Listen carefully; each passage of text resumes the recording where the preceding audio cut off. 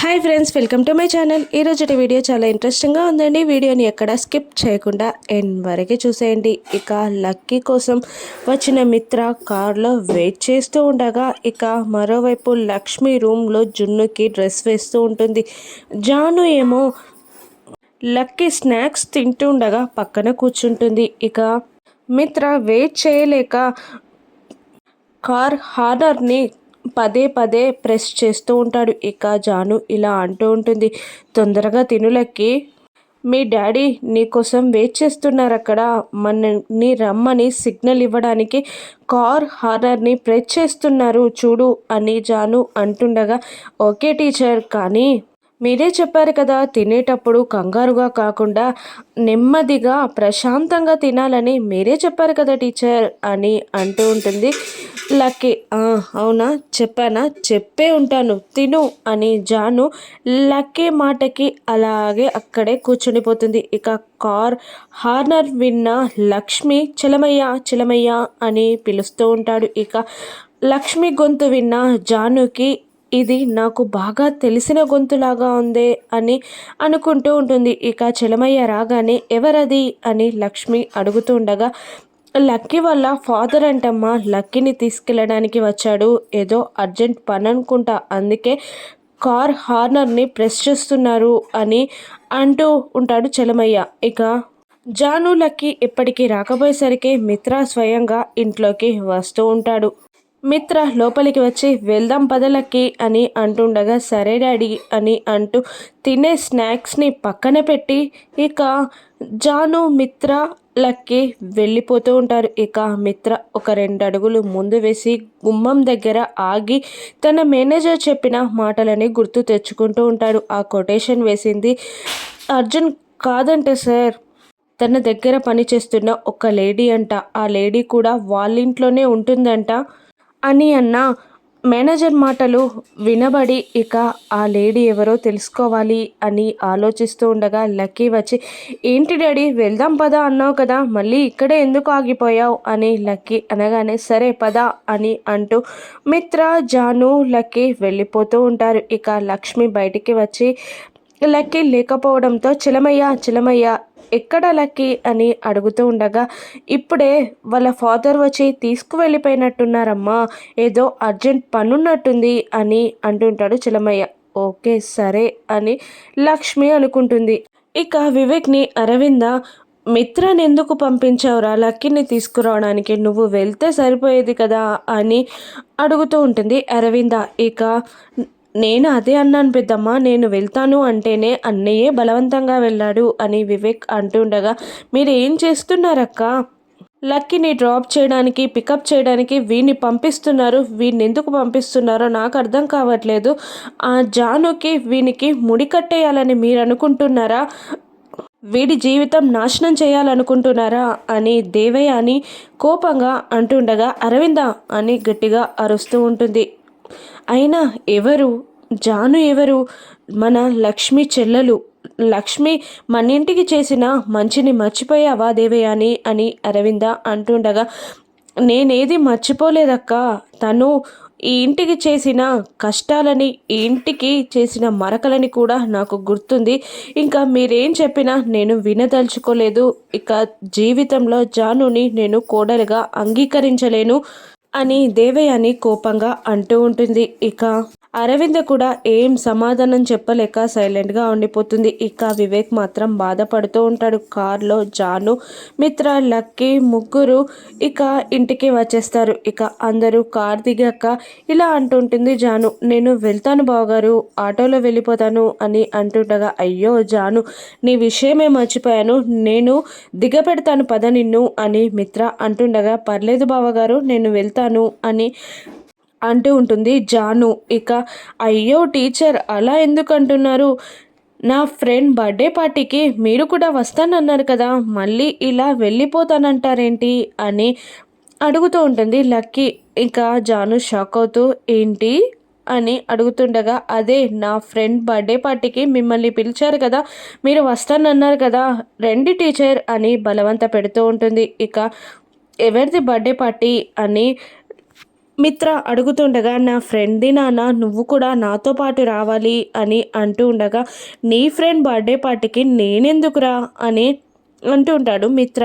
లేదు, నువ్వు రావాలి, వస్తున్నావు అంతే అని ఫోర్స్ చేస్తూ ఉంటుంది లక్కీ. ఇక సరే చూద్దాం పదా అని మిత్ర వెళ్ళిపోబోతూ ఉండగా ఇలా జాను మెల్లిగా లక్కీని అడుగుతూ ఉంటుంది, అదేంటి బర్త్డే పార్టీ అని అబద్ధం చెప్పావు అని అంటుండగా, లేదంటే మా డాడీ రారు టీచర్, అందుకే అలా చెప్పాను అని అంటూ ఉంటుంది లక్కీ. వెళ్ళాక తెలిస్తే మరి తిట్టరా, కొప్పడరా అని జాను అడుగుతుండగా, మా డాడీని ఎలా కూల్ చేయాలో నాకు తెలుసు టీచర్, మీరేం టెన్షన్ పడకండి, ఈ లక్కీ ఉంది కదా అని అంటూ జానుని లక్కీ లోపలికి తీసుకెళ్తూ ఉంటుంది. ఇక జానుని చూసి దేవయాని తిడుతూ ఉంటుంది, ఏంటి నీకు ఎంత చెప్పినా బుద్ధి లేదా, మీ జన్మలకి సిగ్గంటూ ఉండదా, ఇంకొకసారి ఈ ఇంటికి రావద్దు అని ఎన్నిసార్లు చెప్పినా కూడా మీకు వినపడదా, ఎందుకు ఇంటికి వచ్చావు అని దేవయ్యని జానుని తిడుతూ ఉండగా లక్కీ,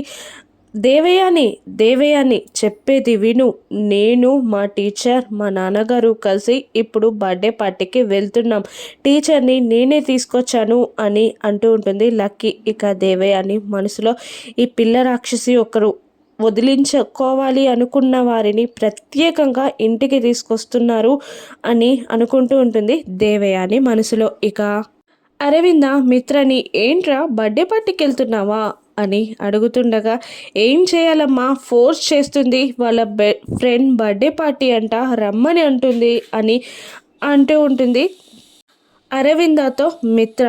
ఇక మీరేం టెన్షన్ పడకండి టీచర్, మీరు ఫ్రెష్ అవ్వడానికి నా ఖర్చీఫ్ ఇస్తాను నేను అని అంటూ ఉంటుంది లక్కీ. ఇక వివేక్ ఇలా అంటూ ఉంటాడు లక్కీని, మీ బర్త్డే పార్టీకి నేను రావాల్సిన అవసరం లేదా లక్కీ అని అంటుండగా, నువ్వు రాకుండా ఎలా వెళ్తాం, నువ్వు నేను టీచర్ డాడీ అందరం కలిసి వెళ్తాం, అయినా మా టీచర్ని పలకరించవా నువ్వు అని అంటుండగా, హాయ్ జాను అంటాడు వివేక్. ఏంటి ఏదో తెలియనట్టు హాయ్ చెప్తున్నావు, ప్రొద్దున్నే కదా మీరిద్దరూ మాట్లాడుకుంది అని అనేస్తూ ఇద్దరిని బుక్ చేస్తూ ఉంటుంది లక్కీ. ఇక వామ్మో అని అనుకుంటారు అందరూ. ఇక అందరూ ఫ్రెష్ అవ్వడానికి వెళ్ళిపోతారు. ఇక జానుని లక్కీ తన రూమ్లోకి తీసుకెళ్తుంది, అదే మిత్ర రూమ్లోకి తీసుకెళ్తుంది. ఇక కబోర్డ్ ఓపెన్ చేస్తుంది జాను. ఇక వాళ్ళ అక్క శారీ,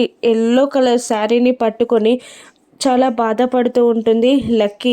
లక్ష్మితో తను ఉన్న క్షణాలన్నీ గుర్తు తెచ్చుకొని కంటనీరుని తుడుచుకుంటూ ఉంటుంది జాను. ఇక ఇలా అంటూ ఉంటుంది లక్కీ, ఏంటి టీచర్ మీకు కూడా ఇదే కలర్ నచ్చిందా, ఇదే శారీ నచ్చిందా, మీకు ఈ శారీ ఇష్టమా, ఈ శారీ నాకు కూడా ఇష్టం, ఈ కలర్ అంటే నాకు చాలా ఇష్టం టీచర్ అని అంటూ ఆ శారీని తనపై వేసుకొని, ఎలా ఉంది టీచర్ అని అడుగుతుండగా, సూపర్గా ఉంది అని అంటూ ఉంటుంది జాను. ఇంకా ఇలా అంటూ ఉంటుంది లక్కీ, ఈ కలరే కాదు టీచర్, ఈ కబోర్డ్లో ఇంకొక శారీ కూడా నాకు బాగా ఇష్టం అని అంటూ ఆ కబోర్డ్లో ఉన్న శారీని తీయబోతూ ఉంటుంది లక్కీ. ఇక ఆ శారీ కింద లక్ష్మి మిత్ర పెళ్లి ఫోటో ఉంటుంది. ఇక శారీని తీయడానికి లక్కీ ట్రై చేస్తూ ఎగురుతూ ఉంటుంది, కానీ తనకి శారీ అందడం లేదు. ఇక ఏమైంది లక్కీ అని జాను అడుగుతూ ఉండగా, నాకు శారీ అందట్లేదు టీచర్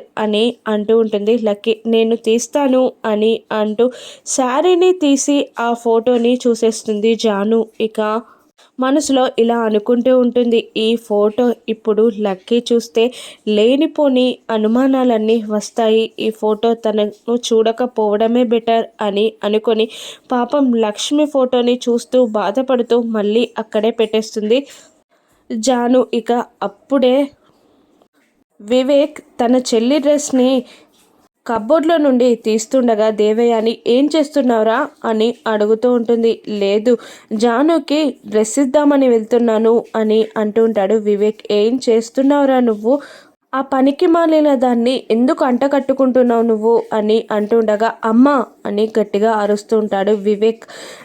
నీ సమ్మతి కోసం మేము పెళ్లి చేసుకోకుండా ఇన్ని రోజులు ఆగాం, కానీ నువ్వు ఇలా మాట్లాడితే నేనేం చేయలేను. నిన్ను కాదని జానుని పెళ్లి చేసుకోవడం నాకు ఎంత విషయం అని అంటుంటాడు వివేక్. ఏం మాట్లాడుతున్నారా? కన్న తల్లితో మాట్లాడే పద్ధతి ఇదేనా అని దేవయ్యని అంటుండగా, ఏం చేయమంటావమ్మా మరి? లక్ష్మీ వదిన చెల్లెలు జాను. లక్ష్మీ వదినకి ఎన్ని సుగుణాలున్నాయో జానుకి కూడా అన్ని సుగుణాలే ఉన్నాయి. తను మన కుటుంబానికి వస్తే మంచి జరుగుతుందమ్మా. నీ అభిప్రాయం కోసమే ఇన్నాళ్ళుగా వేచిస్తున్నాం అని అంటుంటాడు వివేక్. లేదు, దాన్ని కోడలిగా నేను ఎప్పటికీ ఒప్పుకోలేను అని అంటూ దేవయాని అక్కడి నుండి వెళ్ళిపోతుంది. ఇక వివేక్ ఆ డ్రెస్ని తీసుకొని జాను దగ్గరికి వస్తాడు. ఇదిగో మా చెల్లి డ్రెస్ నీకు కరెక్ట్గా ఫిట్ అవుతుంది అని అంటుండగా తీసుకుంటుంది జాను. మీరు ఫ్రెష్ అయ్యి రండి అని అంటూ ఉంటుంది లక్కీ వివేక్ని. నేనెంత 5 మినిట్స్లో ఫ్రెష్ అయిపోతాను, కానీ తనలాగా నాకు గంటలు గంటలు సమయం పట్టదు కదా అని జానుని చూస్తూ వివేక్ అంటుండగా, హలో సార్, నాకు గంటలేమీ అవసరం లేదు, చిటిక వేసే లోపల నేను కూడా రెడీ అయి వస్తాను అని అంటూ ఉంటుంది జాను. ఇక అందరూ ఫ్రెష్ అవ్వడానికి వెళ్తారు. లక్ష్మి జున్నితో ఈ కోట్ వేనా నానా అని అంటుండగా, నేను వేసుకుంటానమ్మా అని అంటుంటాడు జున్ను. ఇక బయలుదేరదామా అని లక్ష్మి అడుగుతుండగా, అయ్యో లక్కీ వాళ్ళు బయలుదేరారో లేరో, స్టార్ట్ అయ్యారో లేరో కనుక్కోవాలి అని అంటూ కాల్ చేస్తాడు జున్ను మిత్ర ల్యాండ్లైన్కి. ఇక లక్ష్మి ఇలా అంటూ ఉంటుంది, పెద్దవాళ్ళతో మర్యాదగా మాట్లాడాలి, నేను మాట్లాడే నీకు ఇస్తానివ్వు అని అంటూ లక్ష్మి ఫోన్ని తీసుకుంటుంది. ఇక అరవిందమాలిని ఫోన్ లిఫ్ట్ చేస్తుంది. హలో